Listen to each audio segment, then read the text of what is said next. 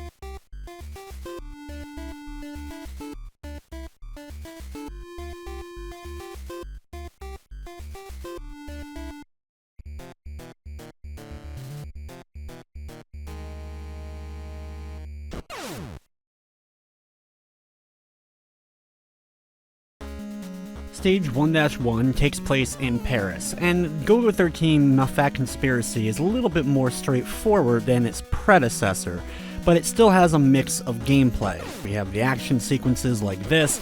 We have to go into a driving sequence on 2 occasions throughout the game, as well as those 3D mazes make a return. However, no more scuba diving or constantly having to deal with those target segments. Control-wise, the game is very similar to Golgo 13.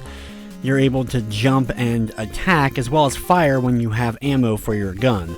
Unlike the previous game where you can get a lot of bullets, in this one you can only hold 30 with your first gun and then later on up to 60. Though I unfortunately still end up running out of bullets at one point in the game, and it's one of the only reasons why I end up having to intentionally lose a life during this run.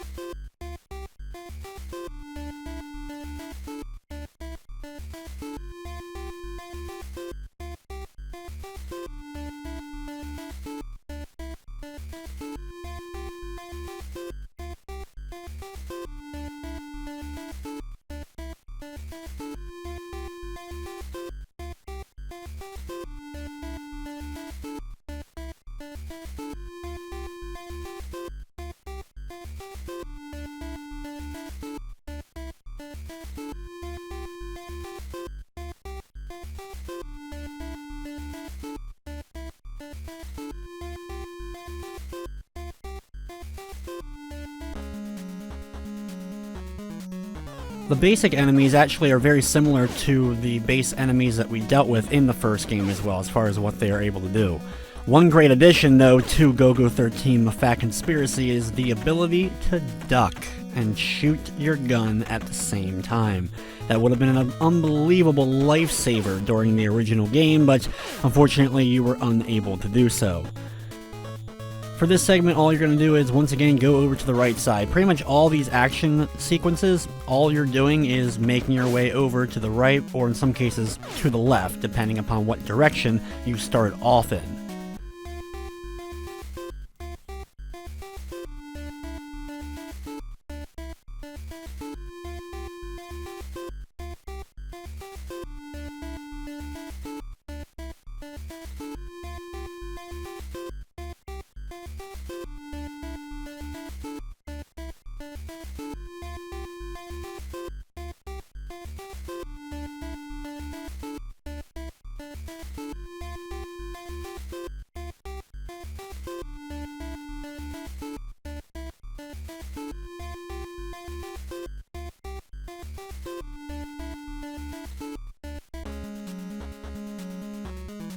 They made the game much more straightforward, that you don't have to worry about any of the location names or making sure you walked to the right place and dealt with the right people. You automatically deal with these cutscenes when you need to at the ends of the different streets or areas that you're at.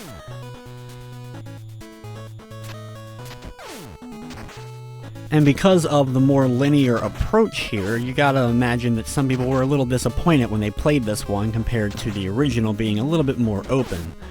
Though if you weren't as excited about certain segments of that original game, at least this one has changed things up and made it a little bit more straightforward for you. So I'm sure there are some that may end up liking Mafat Conspiracy that didn't enjoy the original game. Here is the first of the wonderful 3D mazes that you have to do in the game. Thankfully, there's only a few of them. Then again, it's not that many acts in the entire game. Unlike the original game that had 13 acts, there's only 6 acts in Mafat Conspiracy. Just like before, just kind of follow my path. Instead of being able to hold up and move multiple screens quickly, you have to press the button every single time to move those directions, which is a tad bit annoying, but it better guarantees that you don't overstep or go past where you're looking for.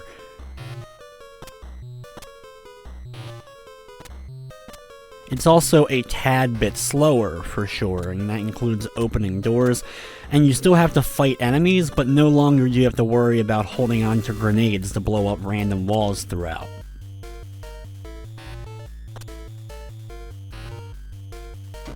The only thing I really dislike about the 3D mazes in this game is that they are all gray.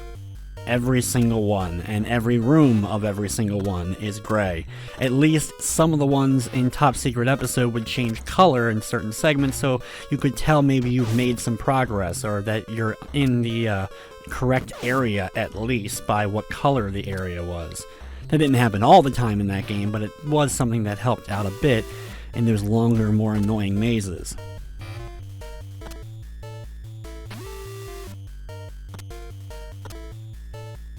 We're going to make it to these stairs and head on up. I wish there was some kind of indicator to let you know what kind of floor you're on so you could mark them down, but no such luck to be had in this. There are so many hallways also in this game that end up looking identical in these mazes.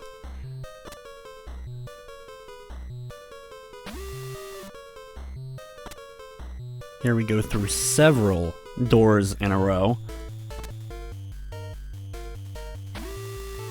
Kind of annoying, but yeah, you have to go through that many doors in a row.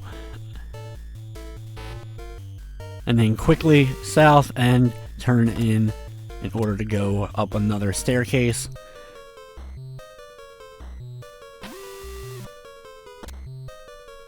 Be very careful as soon as you pop out, there will be a guy there. Get your reticle ready and fire, and thankfully we get some extra health after defeating that guy as well.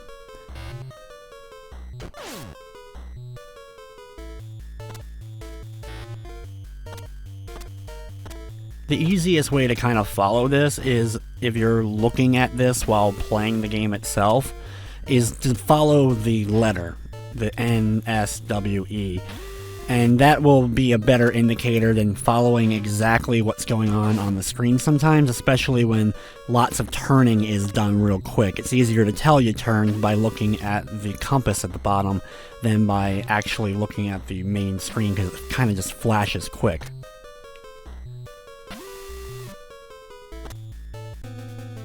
Eventually we make it into this room, a little cutscene before the first boss of the game.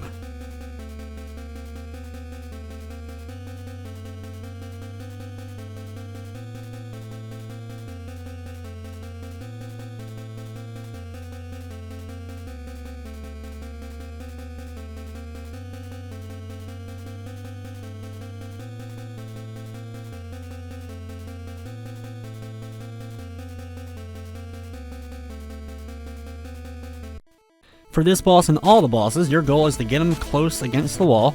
You can either punch or do the kick, and once you get them against the wall, just keep on punching and kicking, whichever one you prefer, and just keep bouncing them off the wall until he's done. Yep, that easy. In fact, that's how every boss will go down in this game.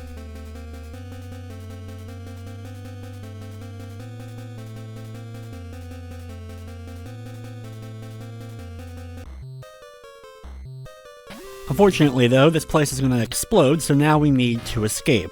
Just pretty much follow the same path that we took to get here, just go backwards. So hopefully you've remembered what path you took to get here, because I'm sure you did.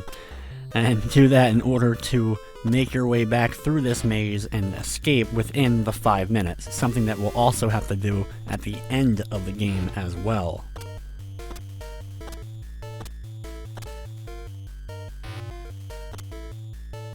Unfortunately, these mazes aren't necessarily the most exciting either as far as giving directions on where to go. You do have a decent amount of time, but if you're bad at mazes like I am, you may end up struggling to get out within the time limit. I had to pretty much make step-by-step directions for myself in order to finally get these mazes down in both games.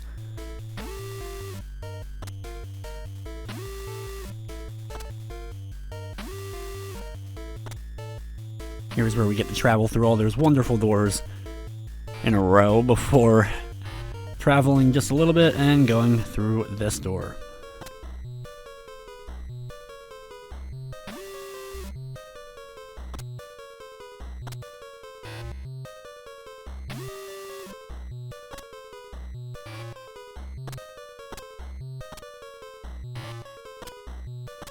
Unfortunately, it takes a while to backtrack all the way through this place, especially with how slow the movement ends up being inside of the mazes.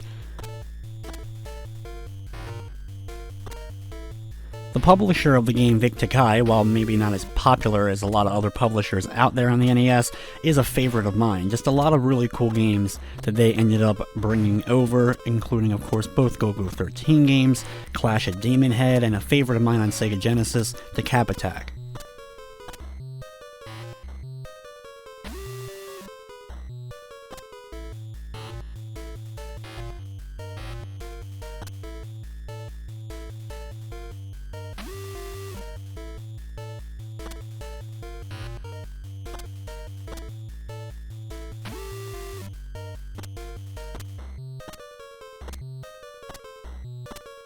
Just a little bit more to go and we'll be out of here, completing Act number 1, and then we'll be able to move on to Act 2, which introduces the driving into the game.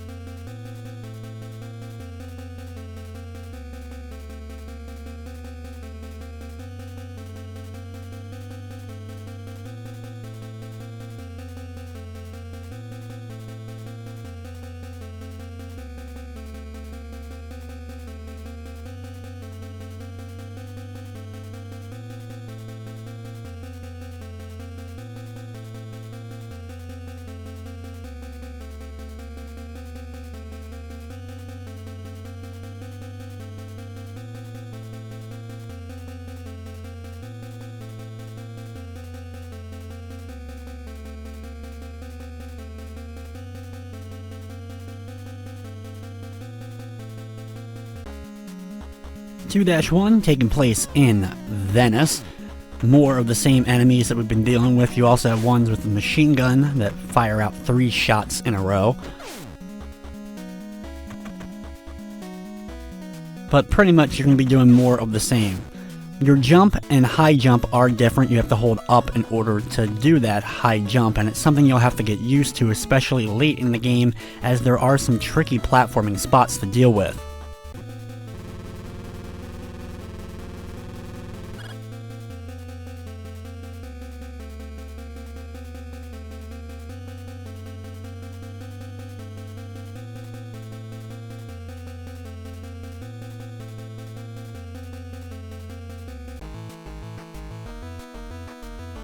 Basically, your goal is to get to the finish before the time limit runs out, that strict time limit in the lower left corner.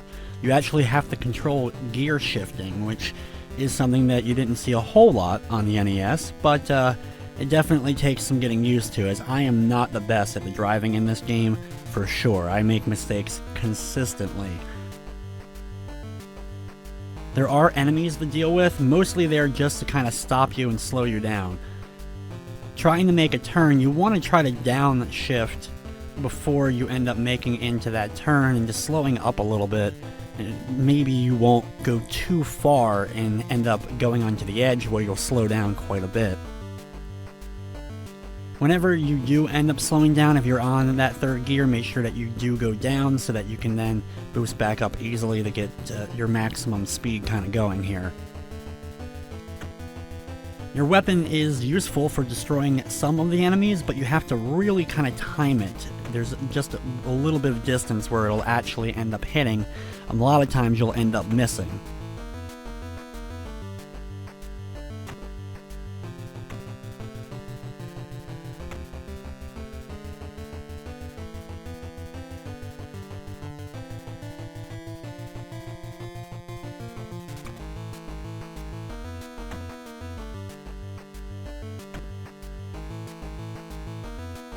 I made it just in the nick of time, on the exact 0.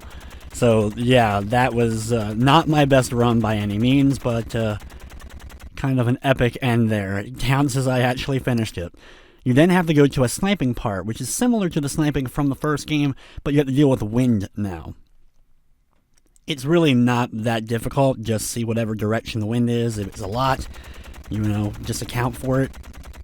So we're going to go a little bit down and fire, and right through the windshield, taking out the guy in the helicopter.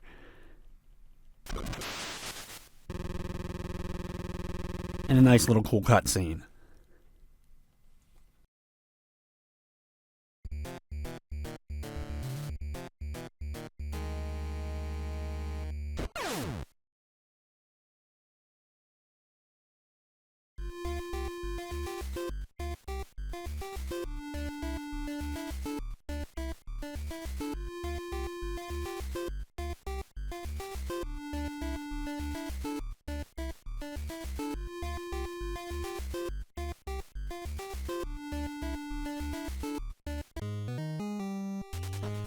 -1 begins, and watch out for these dynamite throwing enemies. They're extremely annoying. The dynamite itself doesn't hurt you, so when it's thrown through you, you're fine.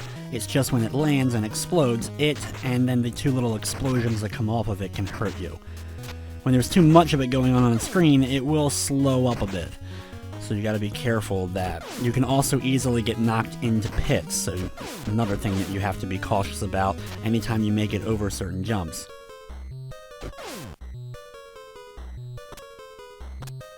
Here we have the next maze segment for the game. This one isn't as bad as the one that we saw in Act number 1.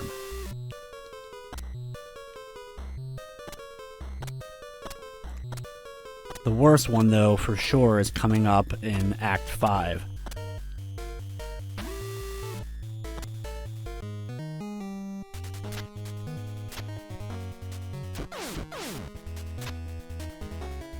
Once back out, go over to the right, getting back to this broken bridge segment. Once again, being very cautious, making each one of these jumps. Dealing with any enemy from a distance if you can, so that you have the best chance of making that jump without getting knocked back into the water.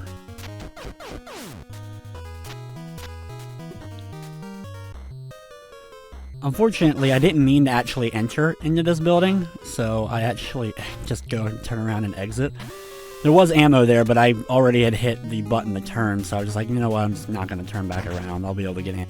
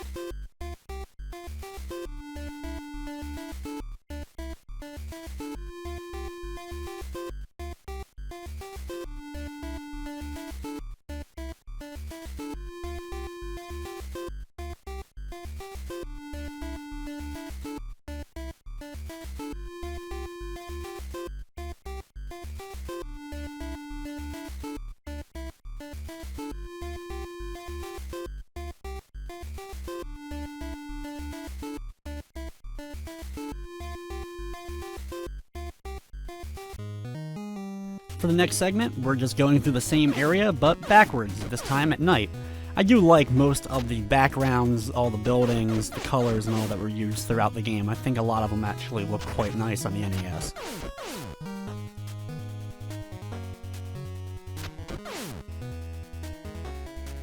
In particular, the train level that we'll be doing a little bit later on.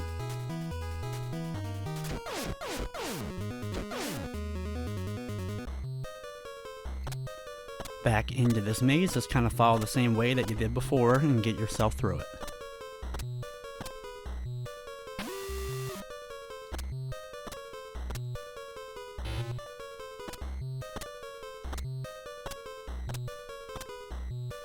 Very simple and easy to get through, thankfully. From here, just gonna keep doing what we've been doing, this time going to the left once again. Being very cautious of the bridges broken, and firing at any enemy from a distance if possible.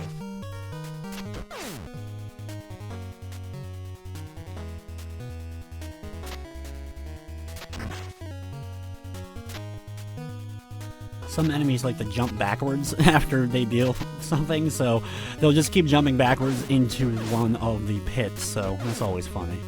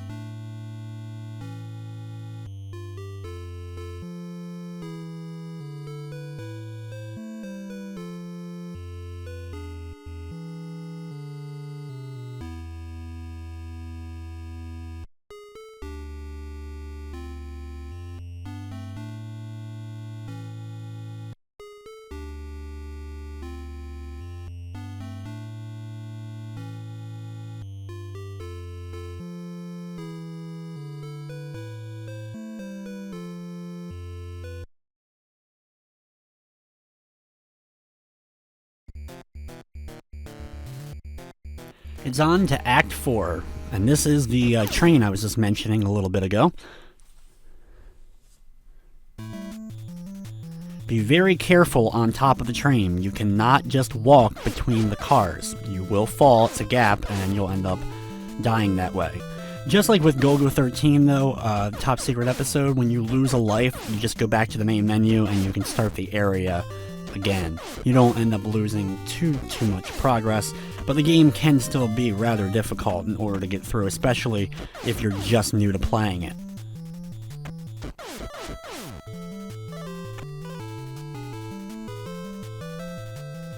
The shotgun enemies, the bullets actually move relatively slow, and because of that, it's fun to jump between them or just duck at the last second.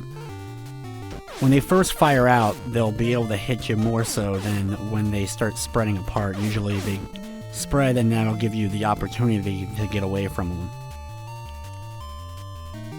The second stream for 2 is more of the same. More shotgun enemies that you're dealing with on top of the train cars, just very cautiously keep jumping between the cars each time you make it to a new one.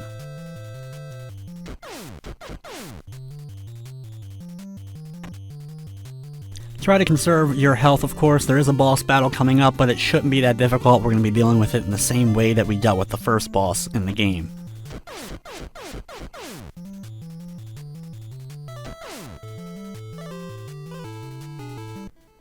For this boss, just once again get close, I'm going to punch and get him against the wall, and he's so slow he won't be able to hit me. I can just keep punching him over and over again and drain all his health. You don't even need to press the button that fast, just a light tapping, and you should be able to keep him stuck and drain all his health and move on to the next part.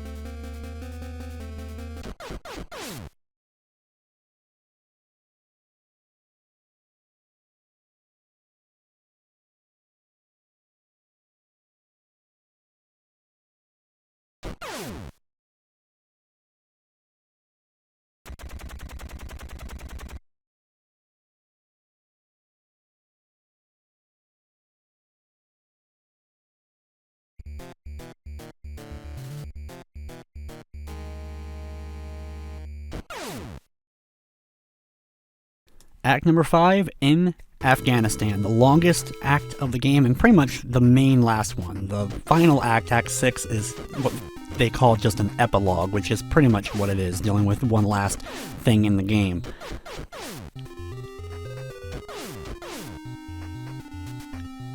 These enemies can be quite a nuisance just because of how quickly they end up moving, and they also like to jump around a lot, so you can match them in the air with your jump kick. Just be very careful with your jump kick. You immediately after kicking come straight down like a rock. Usually not a big deal, but later on in the last parts of the game there are a lot of pits that you're going to be jumping over and potentially kicking enemies while jumping over those pits. You may accidentally do the kick and fall down into one of them. 5-2, just do more of the same, except now you have new enemies that are introduced. The scorpions are particularly deadly. If they hit you, it's 2 of your health. Most enemies in the game will only take away 1 health, but they take away 2 every time they run into you, so be very, very careful of the scorpions. The jumping enemies, they remind me of the flea men from the Castlevania series. They're just absolutely obnoxious in this game. And one of the reasons why it took me a while to finally be able to get through this one.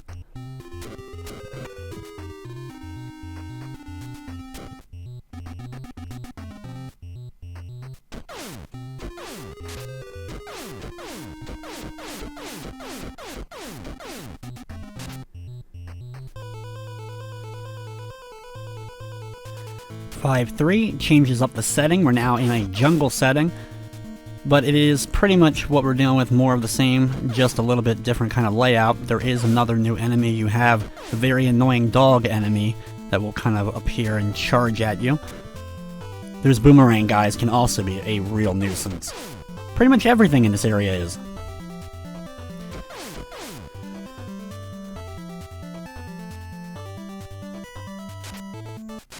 Thankfully that part's not too long before we make it to 5-4, which is, oh wait, more of the same, going through the jungle once again. There is another new enemy introduced here, the annoying dog enemy that appears and will like pounce at you. Those boomerang guys can also be a nuisance. Then again, pretty much everything in this place is. Take your time, deal with jumping enemies if you need to as they're coming at you. There's just so many of them that it can be a real pain to make much actual progress. 5-5, or it looks like 6-5 up there, but it's supposed to be 5-5. Pretty much more enemies that we've been dealing with, just ones now pretty much from the entire game, including those original soldier guys, and some of them take several hits in order to get rid of. So try to hold on to your ammo, which can be increasingly difficult just because you're going to be firing out 2 or 3 bullets just to take out one guy at this point. We are nearing the end of the game though, so as expected, these areas are going to get much more challenging.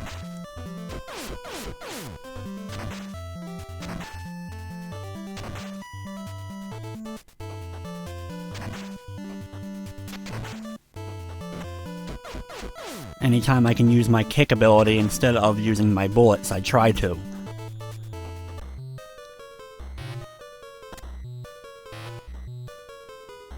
Here we go with another maze segment, a wonderful maze segment. Start off, we're going to head east here, go through this north door. From there, go west against the wall.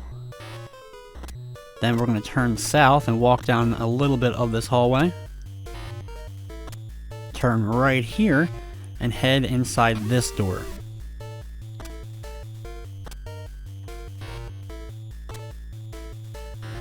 From there, work your way around the corner. Anytime you see the stuff on the wall, be prepared for an enemy to come out.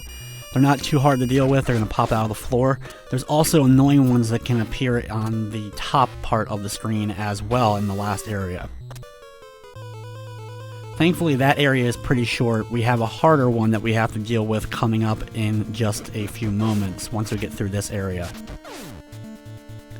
Be careful of these shield enemies. You can only end up attacking them from behind. You'll have to jump over them and quickly attack. Sometimes they will turn around and start firing at you even once you get past them, so you have to be very careful.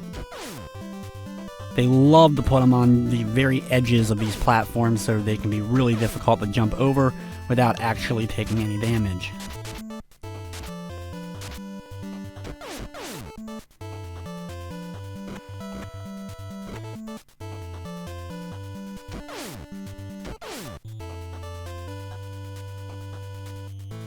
Thankfully, some high jumps are able to get over most enemies throughout this game.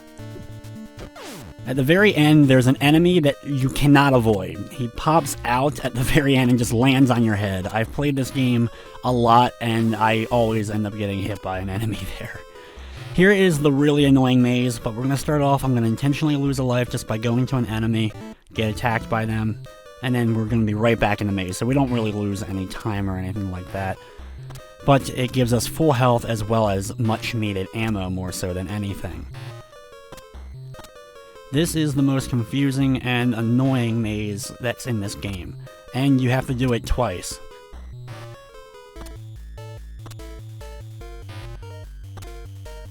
You're going to end up going around a few corridors here, eventually coming to just a hallway of doors. Ignore all these doors and pass them all, keep going all the way to the south wall. I always just felt that was a little bit weird that you don't end up going in any of them, but nope, none of them is where we want to go. Instead, we're going to head down and through a couple of more corridors, and there's a lot of corridors. I accidentally turned at the wrong time and ended up having to deal with that camera thing, but thankfully I could fire real quick and then get to where I actually needed to go. Instead of going to the door right in front of us, we're going to turn so that we're facing south and then go down the stairs.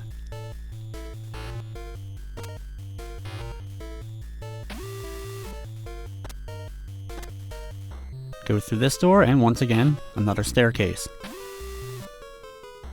We're not too far from the end here. You'll be facing west, immediately keep going all the way to the next door on the west wall. Then you'll be facing a door right in front of you, turn around until you find another staircase and head down there. head through the door located here and then work your way around the corner.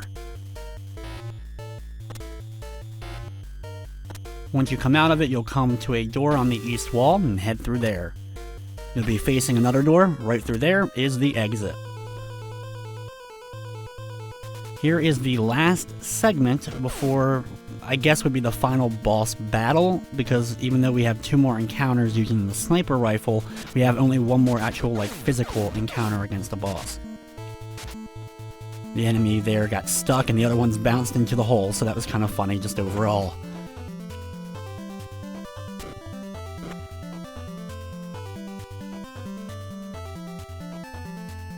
These jumps are particularly difficult to get over. Right after, though, we have a boss battle. We're going to do the same thing we did against the first and second bosses. I'm going to use kicks this time instead of punches. Either way works, though. I've done both. And just get them stuck against the wall, keep hitting them over and over again, and you'll get another cutscene.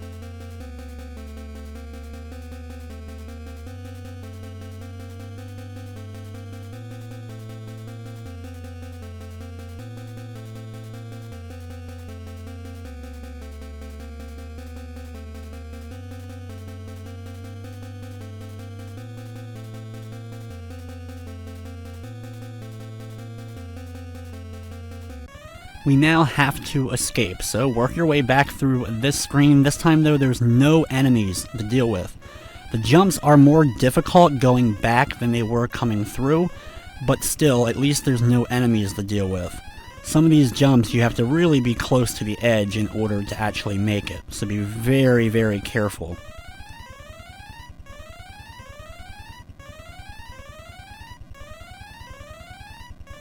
Once we're back through this area, though, we are inside of the 3D maze again and have to escape here. Thankfully, though, we don't have to escape every level of this place or go through all the jungle and stuff like that again. All we have to do is make it through this 3D maze one more time, and we're out of this place.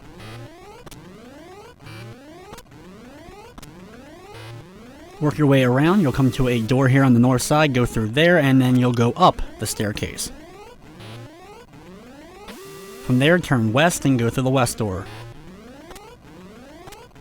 From there, head south a little bit, turning east, and you'll come to another door right here. Go through there. Hey, you're already at the exit.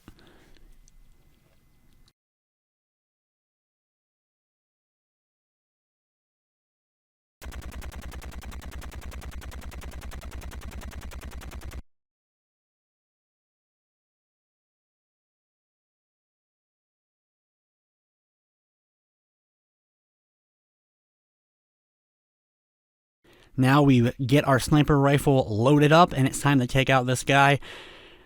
Pretty much more of what we did before, just lining up with the wind. This one's actually pretty easy right now. The up and H allows me to easily take him out.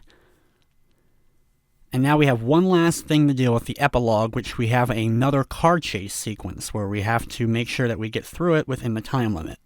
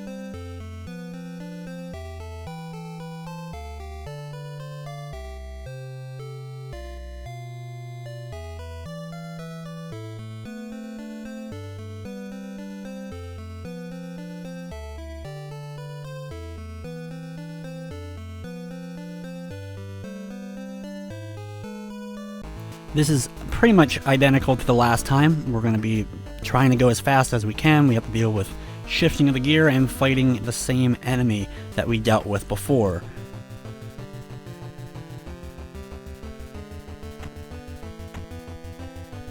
If you actually time it nicely, you can take out a couple of enemies with a single one of your attacks, but it just is pretty much luck whether or not that ends up lining up. They have their own attacks which can be quite annoying and will stop you in your tracks as well, so you want to make sure that you avoid them as much as you possibly can. This whole area and segment reminds me of the Adventures of Bayou Billy, just because you have the strict time limit and you have to get to the exit within that time, and there's just so much trying to stop you. At least here you have like health, infinite health. You can just keep getting hit, it just slows you down. Whereas in that game you lose lives every time you end up taking damage.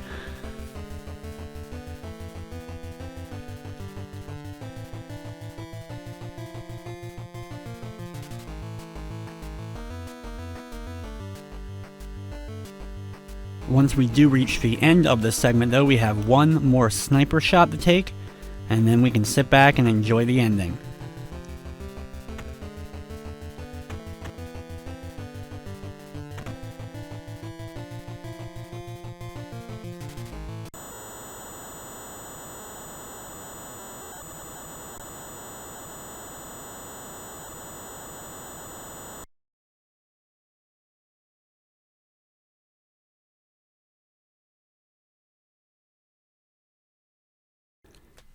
Here we go.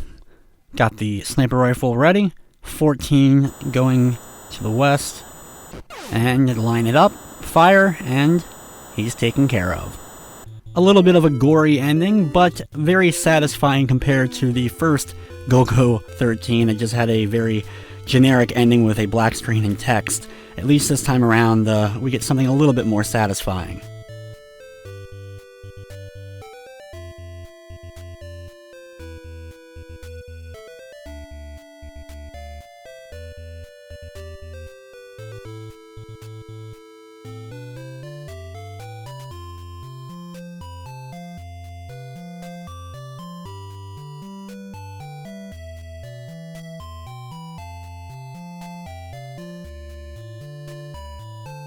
So there you have it, Mafat Conspiracy for the NES. I like what they did with this one compared to the original, making it a little bit more linear and having the cutscenes kind of actually take place as a cutscene instead of just the text with you talking to the person like you did in the original, which really ended up slowing down the gameplay a lot of times.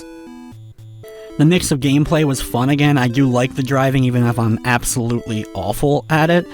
I do wish, though, that they had brought back some of the other modes as well, just to have that whole kind of mix of gameplays. But we get our presented by Vic Tokai screen, and that's going to wrap up this episode of Play It Through. I'd like to thank you for watching, and of course, I hope you enjoyed.